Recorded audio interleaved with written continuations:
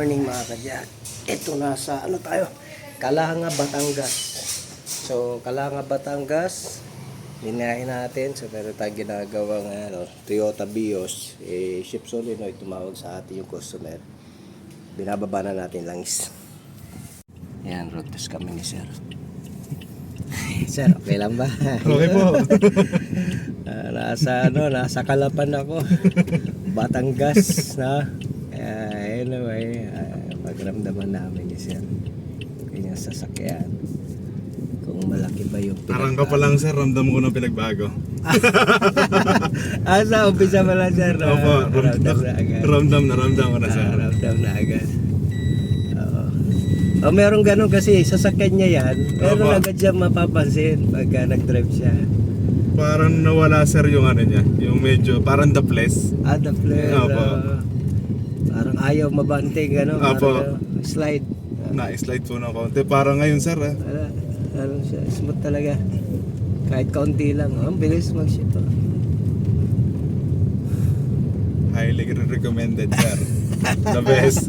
Ayos sir. So, yung mga solenoid na nilalagay ko mga kadyak, surplus naman yun, pero namimili tayo, syempre. Pero, nagbibigay ako ng warranty, sabi ko nga, kahit 5 months, matagal na kasi yung mga ginagawa ko, hindi pa bumabalik, kaya sabi ko, matagal, sige, okay lang, mag-text kayo. Inobserbahan ko kasi, napansin ko yung matagal na pagpapalit ng ATF, nasisira solenoid, pumapasok yung dumi kasi doon. So anyway, ito si sir nagdadrive.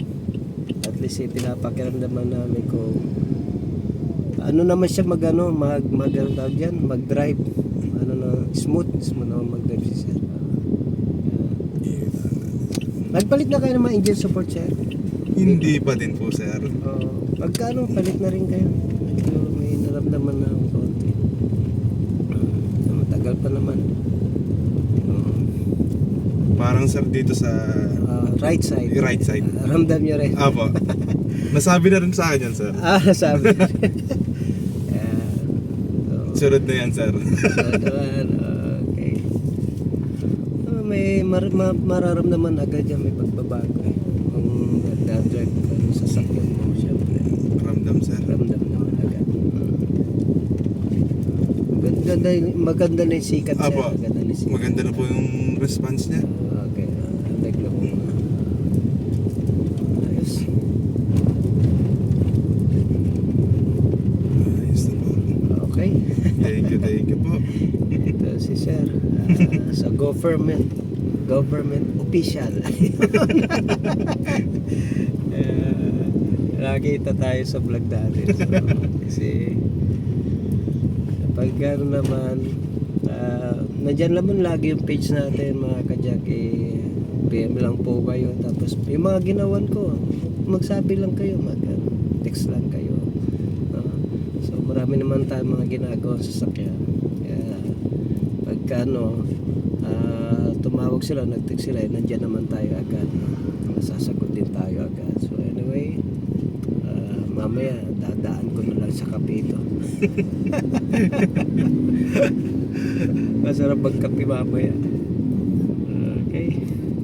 Thank you sir ha. Apo, thank you din po na madami sir. Pasensya na rin po sa abala, layo nyo po. Hindi, okay lang.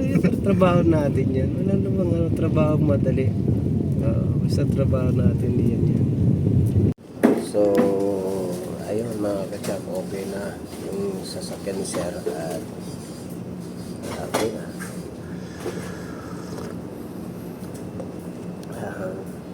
Pahinga muna tayo ng konti, pahinga. At tayo nagkakape-kape. Ganun lamang yung yung mga ginagawa natin. Ang ating customer naman ay super satisfied.